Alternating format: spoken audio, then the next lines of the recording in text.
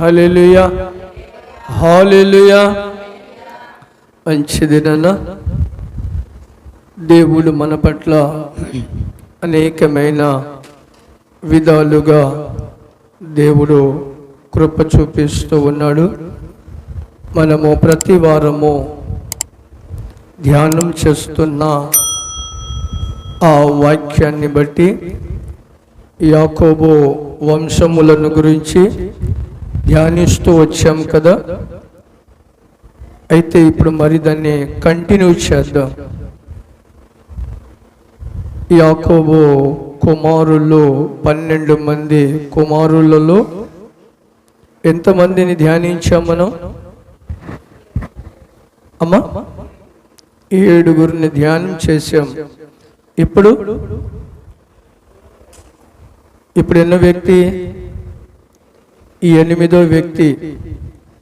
ఈ 8వ వ్యక్తి రెండోది 9వ వ్యక్తి. టైం ఉంటే వెళ్దాము.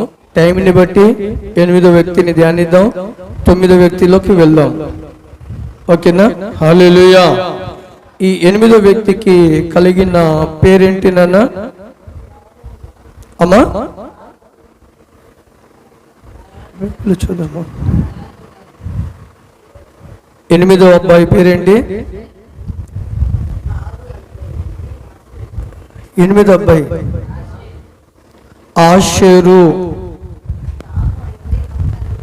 8వ అబ్బాయి పేరు ఏంటన్నా కదా? 8వ అబ్బాయి పేరు అని అంటేనే ఉన్నాం కదా, ఆషేరు. తన గురించి మనము ధ్యానం చేసుకుందాం. చూడండి, ఇక్కడ అతని గురించి మోషే సాక్ష్యం ఇస్తూ ఉన్నాడు. అతని నిమిత్తము మోషే సాక్ష్యం ఇస్తూ ఉన్నాడు. ఎందుకు సాక్ష్యం ఇస్తూ ఉన్నాడు తనంటే, ఆయన సాక్ష్యం ఇస్తున్నాడు ఆయన నడిచిన నడవడిని బట్టి మోషే సాక్ష్యము పలుకుతూ ఉన్నాడని. ఏమని సాక్ష్యం ఇస్తున్నాడు చూద్దాం. మోషే అతని గురించి 30 కాండము 33వ అధ్యాయము 24వ వచనాన్ని చదువుకుందాం. ఆషేరును గురించి ఇట్లా నేను, ఆషేరు తన సహోదరుల కంటే ఎక్కువగా ఆశీర్వదింపబడును. హల్లెలూయా. ఆషేరు తన సహోదరుల కంటే ఎక్కువగా ఆశీర్వదింపబడును. అయితే ఇప్పుడు ఇతను ఎక్కువగా ఆశీర్వదింపబడడానికి ఇతనిలో ఉన్న లక్షణాలను మనము ధ్యానం చేసుకుందాం. ఇతను అంతగా ఆశీర్వదింపబడడానికి, ఎక్కువగా తన సహోదరుల కంటే ఎక్కువగా ఆశీర్వదింపబడడానికి ఇతనిలో ఉన్న ఒక 2-3 లక్షణాలు మీకు తెలియపరుస్తాను. చూడండి, కింద చదవండి. అక్కడ ఏమంటున్నాడు? అతడు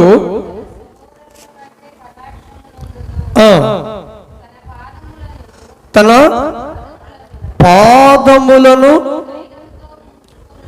తైలముతో ముంచుకొనెను.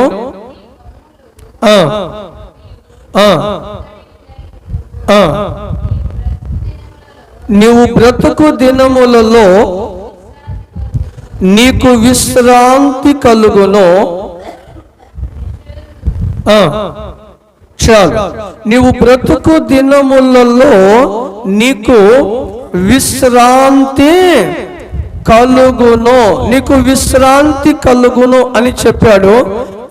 ఆయన బ్రతుకు దినములంతయు కూడా విశ్రాంతి కలుగును. ఎందుకు ఆయనకి అంతగా విశ్రాంతి కలగడానికి కారణము అని మనము గమనిస్తే, ఆదికాండము 30వ అధ్యాయము 13వ వచనమును చదివినప్పుడు ఆయనకి విశ్రాంతి కలగడానికి ఏంటి రావలసిన ఆశీర్వాదము ఎలా వచ్చింది? నేను భాగ్యవంతురాలను, మీరు నన్ను భాగ్యవంతి అని అందురు కదా అని అతనికి ఆషేరు అను పేరు పెట్టాను. హల్లెలూయా. చూడండి, ఇప్పుడు ఇక్కడ మనం గమనించినప్పుడు తనకు తెలియపరిచిన మాట ఏంటంటే, ఆమెకి ఏమని పిలుస్తారంట? భాగ్యవంతురాలు అని. ఎవరు పిలుస్తారు? ఎవరు పిలుస్తారు భాగ్యవంతురాలని? అనేకమైన ప్రజలు భాగ్యవంతురాలని నన్ను పిలిచెదరు అని అక్కడ రాయబడినప్పుడు, ఈ ఆశ్చర్యంలో ఉన్న గుణగణాలు మనం గమనిస్తే, ఈమె ఎప్పుడైతే భాగ్యవంతురాలుగా ఏర్పరచడానికి కారణం, మనము లూకా సువార్తలో వెళ్తే మనము ఇదే మాట మనకి కనబడుద్ది. భాగ్యవంతురాలను అనే మాట మనకి లూకా సువార్తలో కనబడుద్ది. మొదటి అధ్యాయం 36వ వచనం. మరియు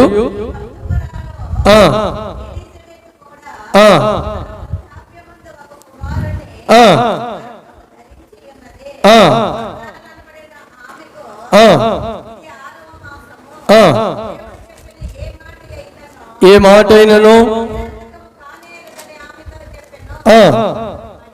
అందుకు మరియా ప్రభువు దాసురాలను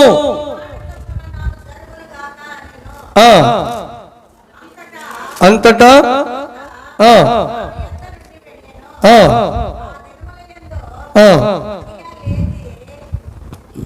లాంగద్దిన 49వ వచనం చదవండి. సర్వశక్తిమంతుడు నాకు గొప్ప కార్యములు చేసెను గనుక ఇది మొదలుకొని అన్ని తరముల వారును నన్ను ధన్యురాలని అందురు. హల్లెలూయా, హల్లెలూయా. ఇప్పుడు మరియా ఏం చెప్తుంది? ఇప్పుడు ఎన్ని తరము వారు? ఒక తరముల వారా? ఏంటి ఇప్పుడు యేసు ప్రభువు పుట్టిన కాడ నుంచి ఎప్పుడు దాకా ఎన్ని తరాలైనాయి? ఇప్పుడు దాకా ఎన్ని తరాలైనాయో గమనించండి. ఇప్పుడు మన తరమే కాదు, ఇంకా రాబోయే రాకడ వరకు కూడా ఆమెను ధన్యురాలుగానే పిలుస్తా ఉంటారు. ఎందుకని ధన్యురాలుగా పిలిచారు? ఎందుకని ధన్యురాలుగా పిలిచారు ఆమెని?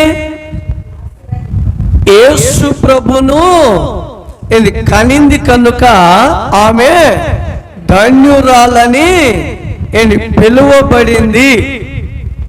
ఇక్కడ ఇదే ధన్యురాలు మాటని మనం గమనించినప్పుడు, ఆషేరును కనినప్పుడు ఆమె ఏం చెప్తుంది అక్కడ? నేను భాగ్యవంతురాలను, భాగ్యవంతురాలైనను, ఇంకోటి ధన్యురాలైనను.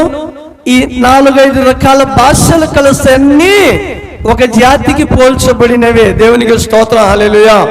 అయితే ఆమె అన్ని తరముల వారు నన్ను ధన్యురాలని పిలుస్తారు, నన్ను భాగ్యవంతులని పిలుస్తారు. ఎందుకు అంతగా పిలువబడిందంటే, ఈమె జీవితంలో చూచినప్పుడు ఇతను పుట్టడము వలన ఆమె ధన్యురాలు, భాగ్యవంతురాలు. అయితే ఈమె ఈ భాగ్యవంతురాలుగా ఏర్పరచబడినని తను ఎంచుకుంటుంది. తన తండ్రి అయిన యాకోబు ఆయనను ఎలా ఆశీర్వదిస్తున్నా చూద్దాం. ఆదికాండము 49వ అధ్యాయము 20వ వచనం చదువుకుందాం.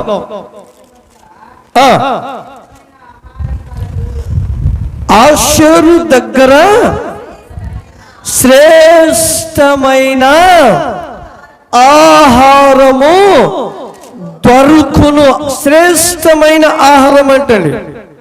ఎటువంటి ఆహారము? శ్రేష్టమైన ఆహారము ఎవరి దగ్గర దొరుకుతుంది? ఆషేరు దగ్గర శ్రేష్టమైన ఆహారము దొరుకుతుంది. బైబిల్లో శ్రేష్టమైన ఆహారము దొరుకుతుంది అని మనం గమనించినప్పుడు, బైబిల్లో రాయబడిన మాటలు మనం గమనిస్తే శ్రేష్టమైన ఆహారం ఏది? మనకి శ్రేష్టమైన ఆహారము మనకి ఏది ఉంటుంది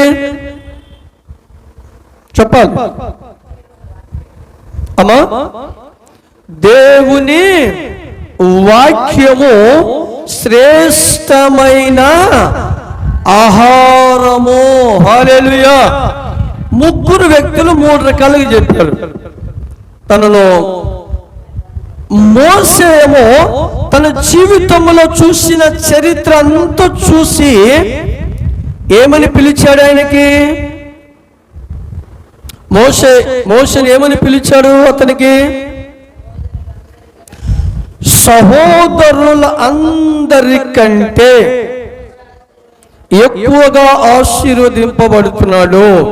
ఎక్కువగా ఆశీర్వదింపబడడానికని తను ఎక్కువగా ఆశీర్వదింపబడడానికి తను తెలియపరిచిన కారణం ఏంటంటే,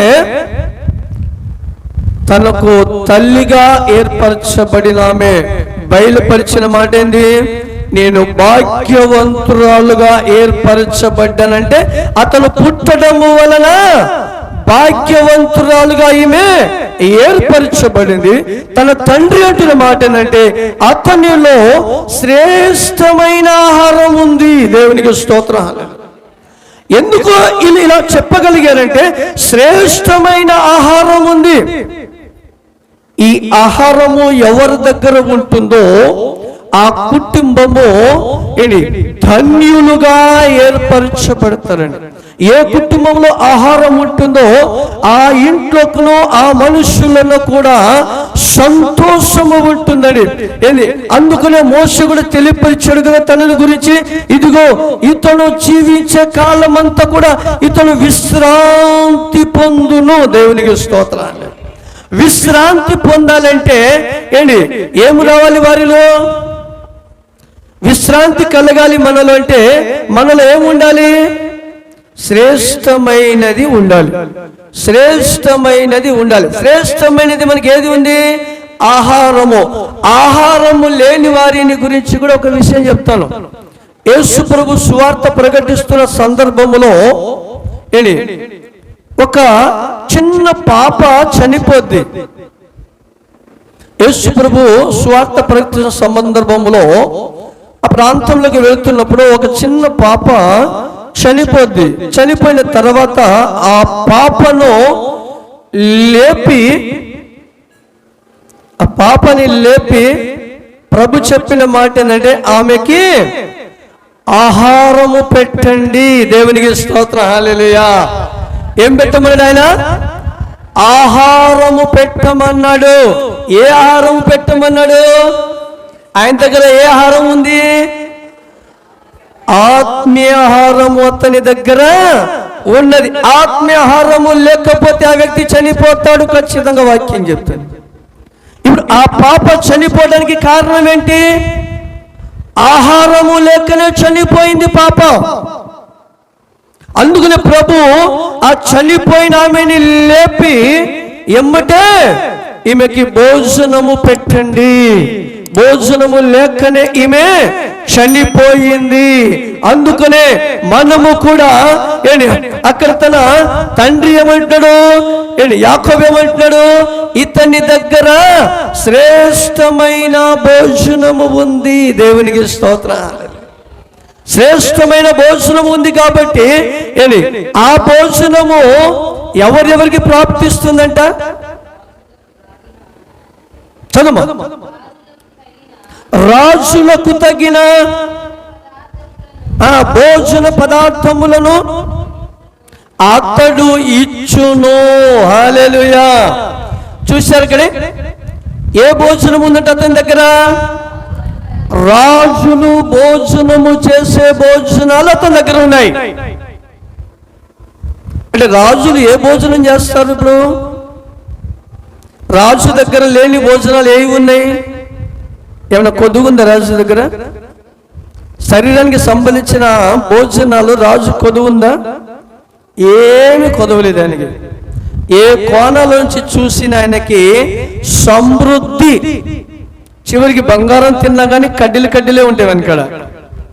ఏంటి, చాలా ఏ రకాలైన భోజనము కావాలో ఆ రకమైన భోజనాలు రాజు దగ్గర ఉన్నాయి. కానీ ఇక్కడ అంటాడు తన తండ్రి, రాజులు కూడా తన యొద్దకి వచ్చి భోజనము చేస్తారు. రాజులకు కావలసిన భోజన పదార్థాలు ఇతని దగ్గర ఉంటుంది. రాజులు భోజనం చేసే భోజన పదార్థాలు ఇతని దగ్గర ఉన్నాయంటే రాజుల దగ్గర వాక్యాలు ఉండవు. దేవునికి స్తోత్రం. రాజుల దగ్గర అన్నీ ఉంటాయి కానీ వాక్యాలు మాత్రము ఉండవు. వాళ్ళు ఎక్కువగా వాక్యాలను బోధించారనుకో, మేము రాజులుగా ఎంచబడమని వాళ్ళు ఏంటంటే వారి ధనాలను ధనధాన్యములను పలుకుబడిని బట్టి వాళ్ళు పరిగెత్తుతూ ఉంటారు. అందుకనే ఇతని దగ్గర ఉన్న ఆశీర్వాదం ఏంటంటే రాజులు కూడా భోజనము చేసే భోజనాలు ఉన్నాయి ఇతని దగ్గర.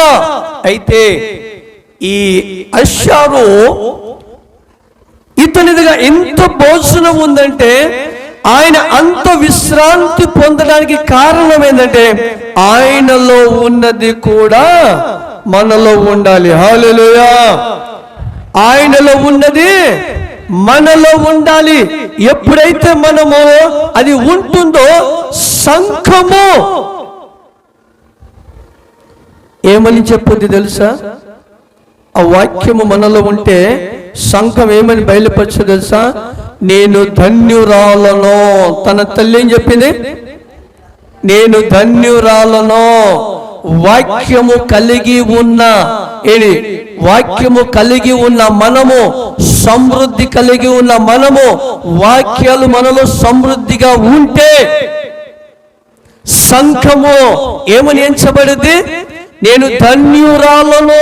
హల్లెలూయా. నేను ధన్యురాలను.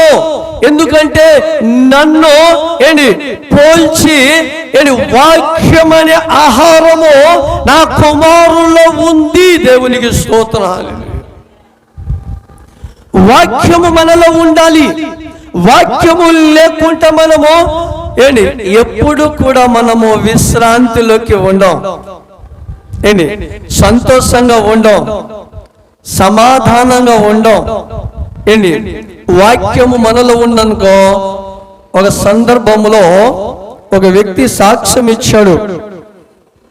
పాస్టర్ గారు, విశ్వాసులు కాదు, పాస్టర్ గారు సాక్ష్యం ఇచ్చాడు. ఒక సందర్భంలో ఊరికనే నా ఇంటి మీద గొడవకు వస్తూ ఉన్నారు. అప్పుడు నాకు కోపం వచ్చింది. వారికి కనీసము ఒక దెబ్బైన కొట్టి రావాలి, అంత కోపం వచ్చింది నాకు అని పరిగెత్తంగానే పరిశుద్ధాత్మ దేవుడు గర్దించాడు నన్ను. నిన్ను వలె నీ పొరుగు వారిని ప్రేమించు. హల్లెలూయా.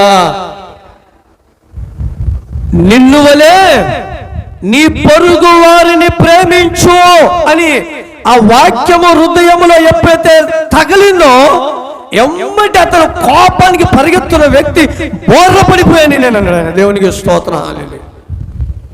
వాక్యము తగలగానే ఆ బీపీని తట్టుకోలేకంట పరిశుద్ధాత్మ దేవుడు గుర్తు చేయగానే ఇక వారికి ఏం చెప్పలేకనో తనలో కోపాన్ని కంట్రోల్ చేయకనే అక్కడ కుప్పకొలిపోయాను నేను అన్నాడు. దేవునికి స్తోత్రం.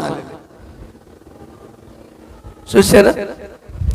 మరి ఈ వాక్యము ఆయనలో ఉండటము వలన అక్కడ ఈయన వెళ్ళి వారికి ఏదో ఒకటి చేసేవాడు, వాళ్ళు వచ్చానే ఇతనికి ఏదో ఒకటి చేసేవాళ్ళు, ఏదో ఒకటి ఘర్షణ జరిగేది, భయంకరమైన పరిస్థితికి వెళ్ళిపోయేవాళ్ళు. వాళ్ళు చివరికి పాస్టర్ గారు ఇదా అండి ఈ పని చేస్తానే వాళ్ళంటే విశ్వాసులు అన్యులో ఎవరో ఒకరు వాళ్ళకి తెలియదు కాబట్టి వాళ్ళు చేస్తారు. కానీ తెలిసిన వ్యక్తి పాస్టర్ గారే కదండి, ఈ పని చేస్తాడా అని సంఘానికి దేవునికి ఎంత అవమానం వచ్చేదో గమనించు. అందుకనే ఆయన అన్నాడు, ఇదిగో నీలో ఆహారము సమృద్ధిగా వాక్యం ఉన్నప్పుడు అది తిరిగి ఆయన ఇంటికి వచ్చినప్పుడు ప్రశాంతంగా ఆయనకి ఏం కలిగినప్పుడు విశ్రాంతి. దేవునికి స్తోత్రం, హల్లెలూయా. విశ్రాంతి రావాలి. ఏంటి అలా చెప్పుకుంటా వెళ్తే సాక్ష్యాలు చాలా ఉన్నాయి. ధనమును గురించి మనం ఆలోచిస్తే దాన్ని సంపాదించడానికి ఎప్పుడైతే ప్రయాస పడతామో విశ్రాంతి ఉండదు. అప్పుడు బైబిల్లో వాక్యమే ఉంది, పౌలు గారు దానిని పెంటతో లేకపోతే సంపాదించాలి సంపాదించాలి సంపాదించాలి. కొంతమంది ఉన్న డ్యూటీలను ఓవర్ డ్యూటీ చేసి వారి శరీరానికి భయంకరమైన నలగొట్టబడతారు, నిద్రపోరు, నాకు ఇది ఉంది అది ఉందని. విశ్రాంతి ఉండదు. దేవుని వాక్యం చెప్తుంది, సమస్తము పెంటతో సమానముగా నేను ఎంచుకున్నాను. వాక్యము మనకు విశ్రాంతి రావాలి అంటే మనలో ఉండవలసిన ఆహారము ఆహారము ఏ ఆహారము? ఆత్మీయ ఆహారం కావాలి. అందుకనే ఇర్మియా ప్రవక్త అంటాడు, ఇర్మియా గ్రంథంలో మనం చదివితే 15వ అధ్యాయం 16వ వచనం మనం చదివితే ఇక్కడ ఇర్మియా ప్రవక్త అంటాడు, చూడండి 15వ అధ్యాయము 16వ వచనము.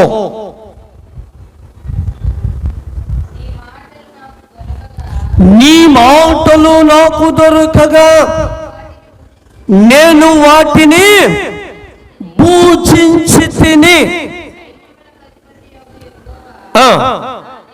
నా దేవా,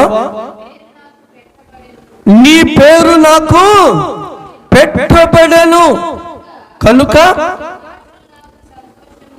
నీ మాటలు నాకు సంతోషమును నా హృదయమునకు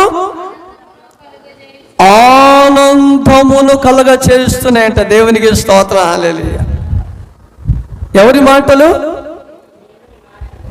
దేవుని మాటలు వస్తే ఆయనకి సంతోషం వస్తుందంట. దేవుని మాటలు వస్తే ఆనందం వస్తుందంట. దేవుని మాటలు దొరకగానే దాన్ని పూజిస్తున్నాడంట. దేవుని మాటలను పూజించే వారిగా ఉండాలి. దేవుని వాక్యము. అందుకనే తన తండ్రి అంటాడు, ఇదిగో అతనిలో ఏముంది? శ్రేష్టమైన భోజనము. అందుకనే ఆయన తన సహోదరులందరికంటే ఎక్కువగా ఆశీర్వదింపబడే వ్యక్తి అంట. ఏ వ్యక్తి అయినా మనము సమాజములో ఎక్కువగా ఆశీర్వదింపబడాలి అనుకుంటే దేవుని వాక్యము మనలో అవసరం.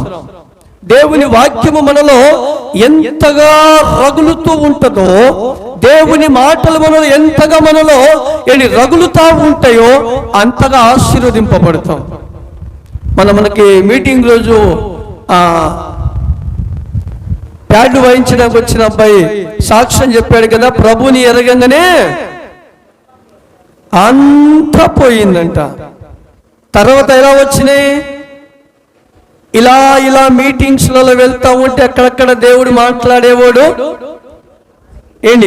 ఆ మాటలను నేను ఆలకిస్తూ ఉన్నప్పుడు, ఆ మాటలు నా హృదయంలోకి వెళుతూ ఉన్నప్పుడు, ఇప్పుడు అక్కడక్కడక్కడ బ్రాంచీలు పెట్టి అనేక మందికి జీతాలు ఇచ్చేంత స్థాయికి దేవుడు ఈరోజు నన్ను తీసుకువెళ్ళాడు. హల్లెలూయా. ఎప్పుడు వచ్చాయి అవన్నీ? అంతకుముందు దేవుని వాక్యము లేనప్పుడు ఉన్నదంతా పోయింది. ప్రభుని ఎరిగాడు, రక్షణ పొందాడు, ఉన్నదంతా పోయింది. ఎందుకని పోయింది? ప్రభుని ఎరిగిన తర్వాత పోకూడదు కదా. ఎందుకు పోయింది? దేవుని వాక్యము లేదు. హల్లెలూయా. దేవుని వాక్యము లేదు, ఆత్మీయాహారము లేదు, దేవుడు శక్తివంతుడైన తెలుసుకున్నాడు, రక్షణ పొందాడు, అన్ని పోయినాయి. అక్కడక్కడ దేవుడు మాట్లాడుతుంటే ఆ మాటల ద్వారాగా అందుకనే ఇర్మియా ప్రవక్త అన్నాడు కదా, దేవా నీ మాటలు నాకు దొరకంగానే వాటిని నేను పూజించను. దేవునికి స్తోత్రం. హల్లెలూయా. వాక్యములను మనము ఎప్పుడైతే పూజించగలుగుతామో వచ్చే ప్రతి వాక్యాలని మనము తీసివేయకూడదు. ఈ రోజు దేవుడు నాతో మాట్లాడాడని ఆ వాక్యాన్ని మనము హృదయంలో మనము భద్రపరుచుకోవాలి. వాటిని మన హృదయంలో భద్రపరుచుకుంటే ఆ వాక్యము ద్వారాగా మనము వర్ధిల్ల కొలది తన తల్లి ఏమంటుంది, ధన్యురాలను. హల్లెలూయా.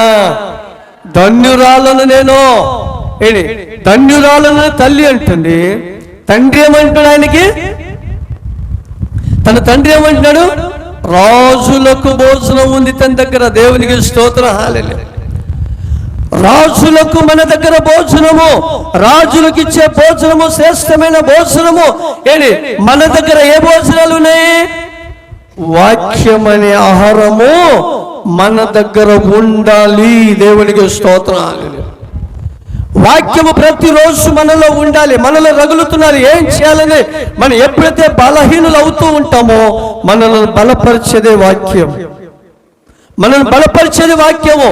మనకి ఎంత సమస్య ఉన్నప్పుడు ఎదుటి వ్యక్తులకు చెప్పి కంటే దేవుని సన్నిధిలో కూర్చొని మనము దేవుని వేడుకొని అక్కడక్కడ వాక్యాలు, బలమైన వాక్యాలు మనము ధ్యానము చేస్తుంటే మనకు ఎమ్మటే విశ్రాంతి కలుగుతుంది.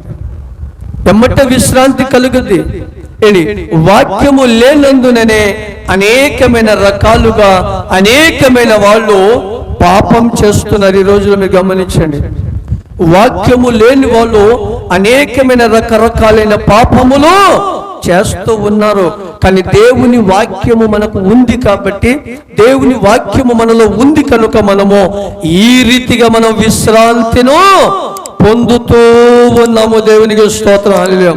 మనము విశ్రాంతిని పొందుతున్న మనకు దేవుడు కలుగచేసిన మరొక మాట మనం గమనిస్తే, మొదటి దినవృత్తాంత దినము 7వ అధ్యాయము 40వ వచనాన్ని మనం చదువుకుందాం. మొదటి దినవృత్తాంత దినము 7వ అధ్యాయము 40వ వచనాన్ని. ఆషేరు సంతతి వారైన వీరందరూ తమ పితరుల ఇండ్లకు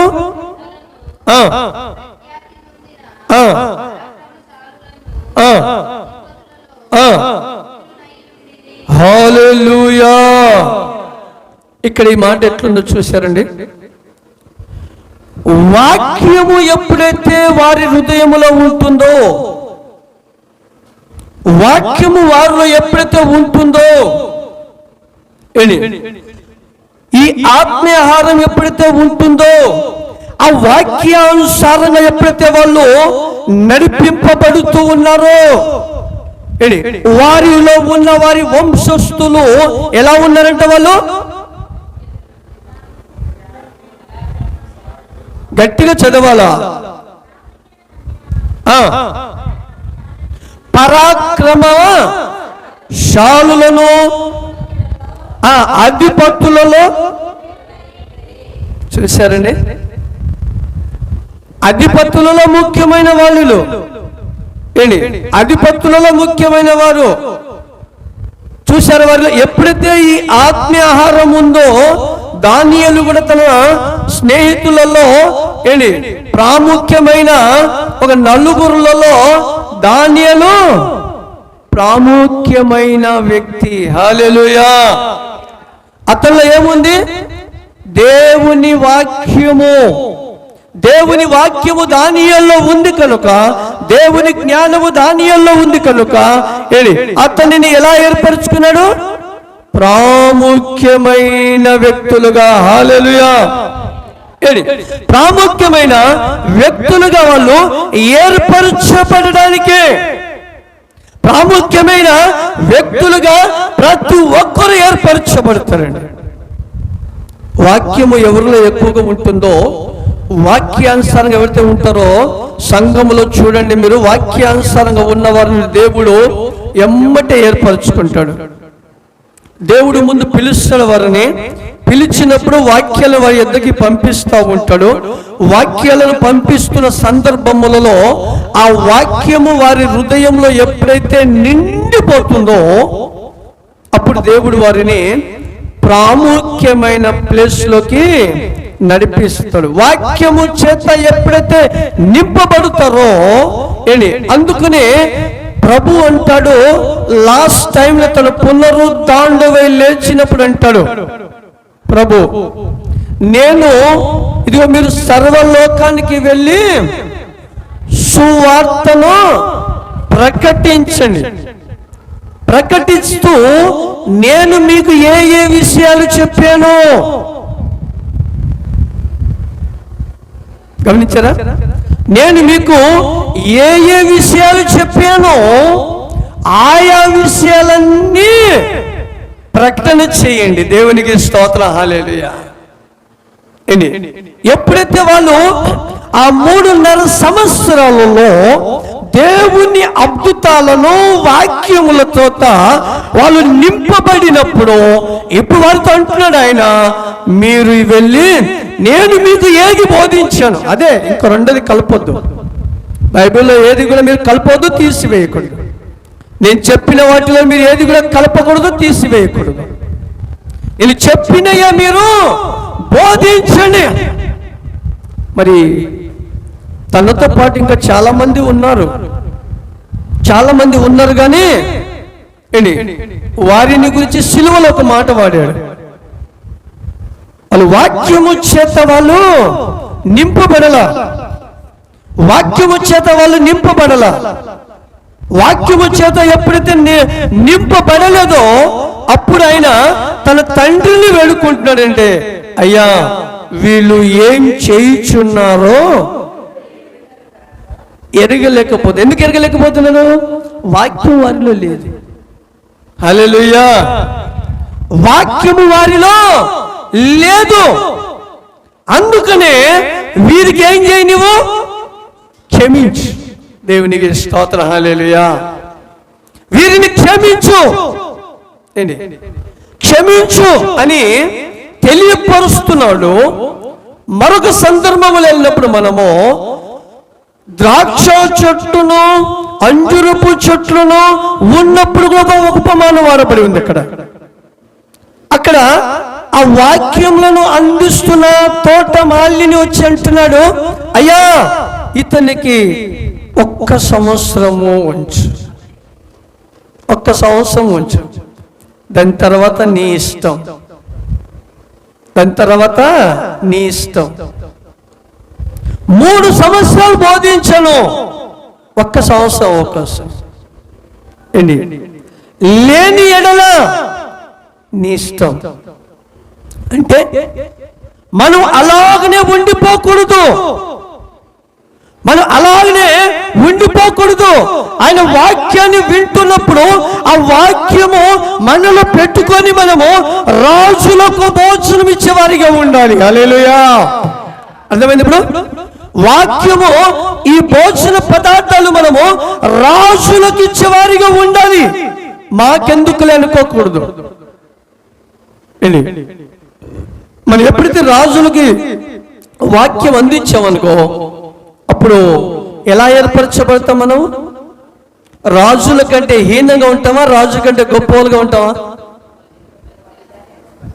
రాజుల కంటే గొప్ప వాళ్ళుగా ఉంటాం.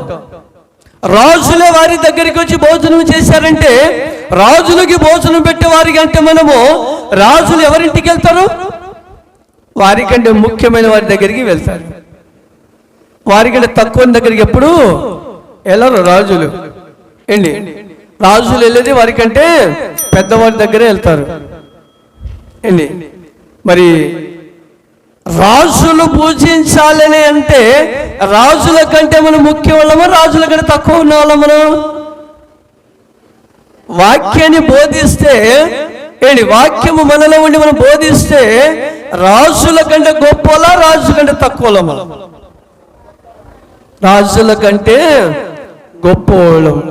రాజుల కంటే గొప్పవాళ్ళు ఉన్న మనము కొన్ని సందర్భాలలో భయపడతా ఉంటారండి. మా దగ్గర ఏముందండి,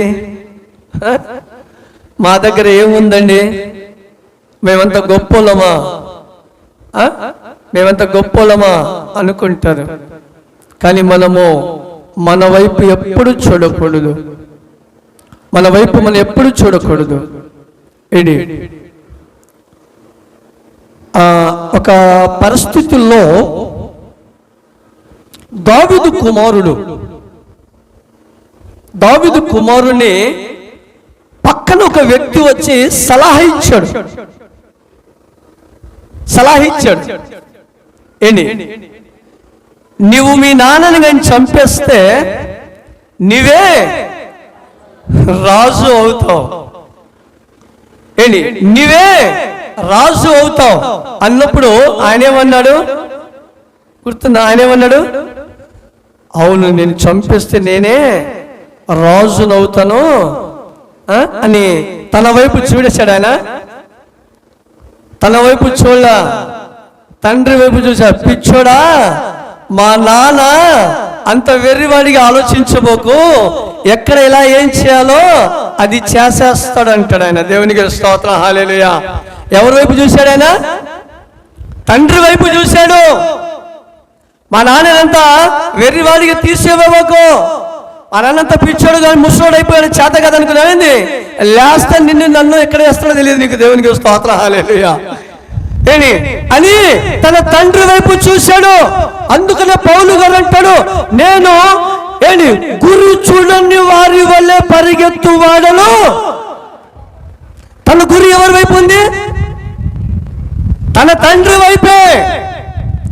మన తండ్రి ఏమై ఉన్నాడు, మన గురి ఎక్కడ ఉండాలి? మన దేవుడు ఏమై ఉన్నాడు? మనం ఎందుకు బలహీనలం అవుతాం? మనం ఎందుకు ఆర్థిక పరిస్థితుల్లో ఉంటాం? మనం ఎందుకు సమాధానం లేకుండా ఉంటాం? అన్ని కలిగిన ఆయన వైపు చూడాలి. మన వైపు చూస్తే మనము ఖచ్చితంగా మనము అధైర్యపడిన వారం అవుతాము, విశ్రాంతి లేని వారిగా ఉంటాము, సమాధానం లేని వారిగా ఉంటాము, ఎప్పుడు సంతోషము లేని వారిగా ఉంటాము. దేవునికి స్తోత్రం, హల్లెలూయా. అందుకనే మనం ఎవరి వైపు చూడాలి? దేవుని వైపు చూడాలి. దేవుని వైపు చూస్తే ఆయన మనలను సమస్తమును కలగచేస్తాడు. వాక్యం వైపు చూడాలి. వాక్యము నాలో ఉంది, శక్తివంతమైన వాక్యము నాలో ఉంది,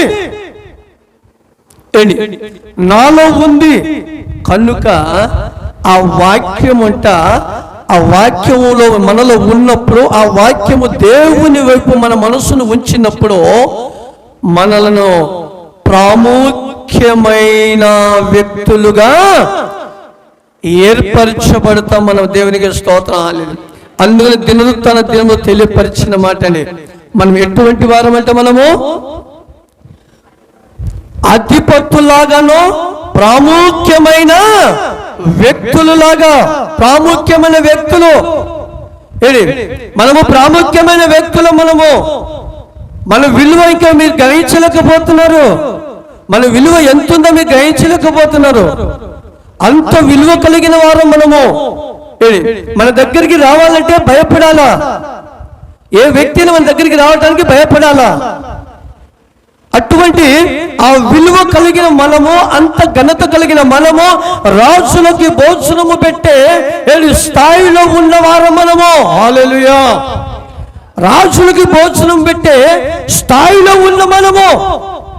అందుకని ఏ విషయంలో కూడా మనము అధైర్యపడకూడదు, అధైర్యపడకూడదు. మనం ఎప్పుడైతే అధైర్యపడుతూ ఉంటామో మనకి అనేకమైన విధాలుగా దుష్టుడు వెంబడిస్తూనే ఉంటాడు. దుష్టుడు వెంబడిస్తూనే ఉంటాడు. మనం ఎప్పుడైతే ముందు అడుగేసి మనం పరిగెత్తుతూ ఉంటామో దుష్టుడు మన యొద్దకి రాడు. హల్లెలూయా. అందుకని పౌలు గారు ఒక చక్కని ఒక మాట అంటాడని అపోస్తల కార్యం 20:33 వచనంలో, అపోస్తుల కార్యము 20వ అధ్యాయము 33వ వచనం.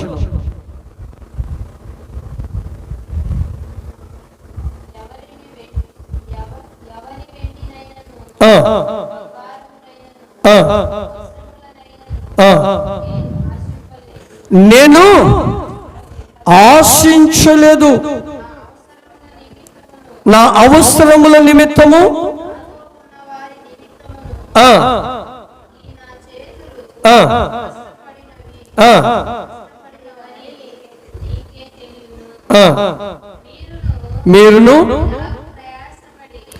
మీరును బలహీనులను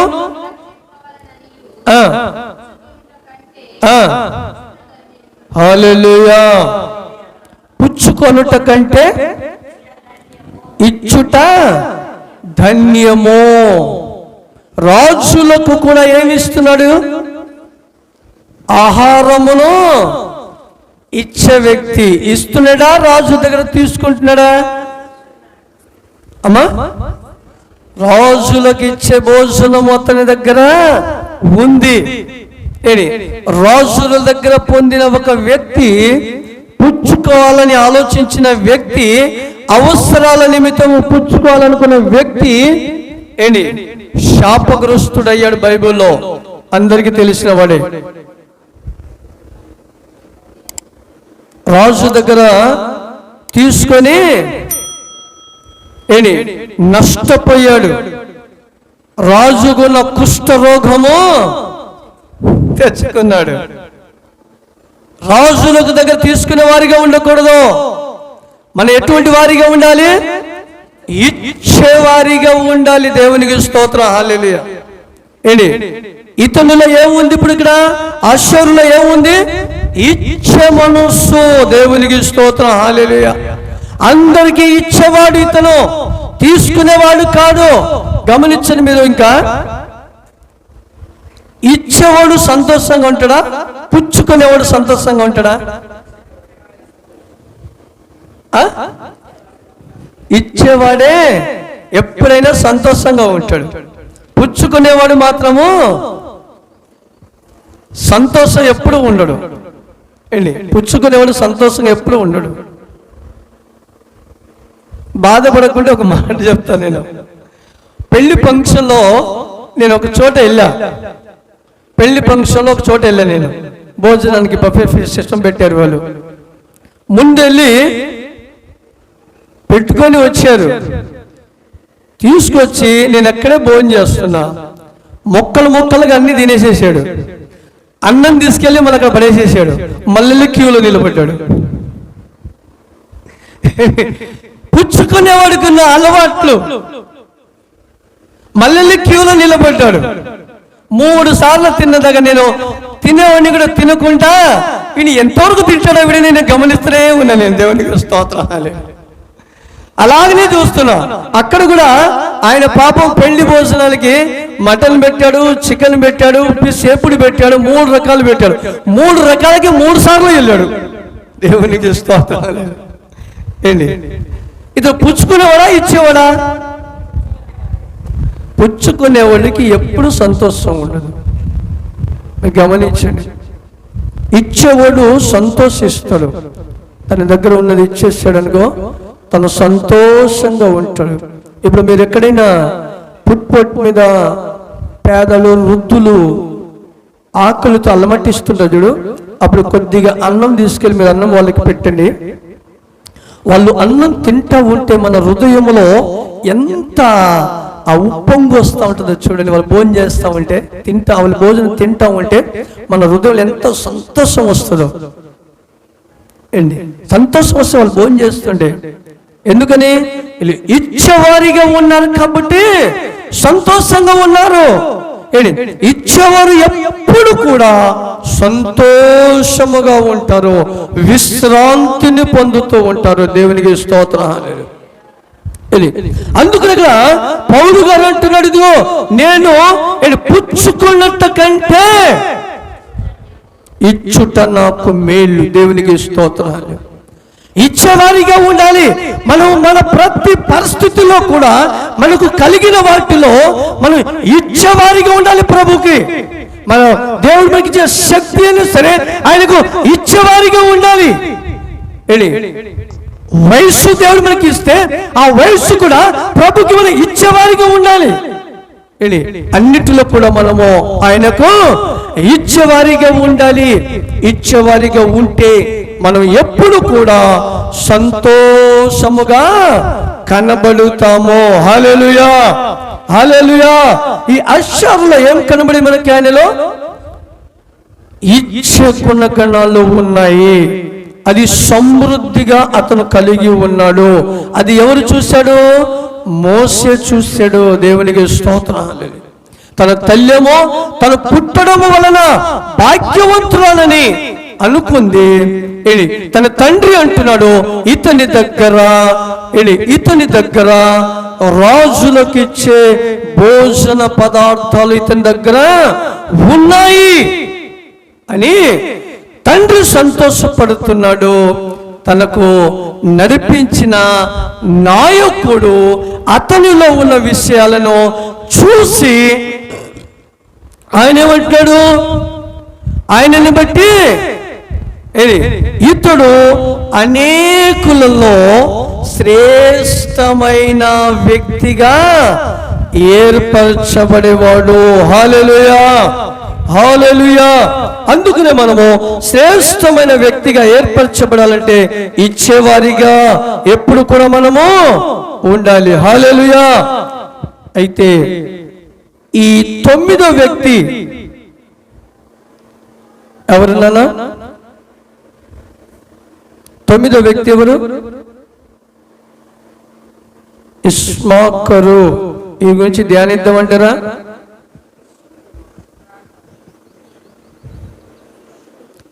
తొమ్మిదో వ్యక్తి ధ్యానించుదామా? ధ్యానిస్తే టైం సరిపోదు. కూర్చుంటామంటే కాస్త సాగుదాం, లేకపోతే నెక్స్ట్ వారం. హల్లెలూయా, దేవునికి స్తోత్రం. అంటే ముందే చెప్పాను కదా నేను ఒక్కరికే ధ్యానిద్దామని, టైం తెలుసు కాబట్టి. హల్లెలూయా, హల్లెలూయా. ఇప్పుడు ఇందులో మనం చూసిన లక్షణాలు అంటే మనము ఇచ్చేవారిగా ఉండాలి. సమృద్ధి కలిగి మనం ఉన్నాము లేదని అధైర్యపడవలసిన అవసరం మనకి లేదు. దేవుడు మనకు సమృద్ధి ఇచ్చాడు కనుక మనము సమృద్ధి కలిగి ఉన్నాం కనుక ఎప్పుడైతే మనం అలా ఇచ్చేవారిగా ఉంటామో దేవుడు మనను శ్రేష్టమైన వ్యక్తులుగా మనలను ఏర్పరుస్తాడు. శ్రేష్టమైన వ్యక్తులుగా మనల్ని దేవుడు ఉంచుతాడు కనుక దేవుడి మాటలను దీవించి ఆశీర్వదించునుగాక. ఆమేన్. హల్లెలూయా, హల్లెలూయా.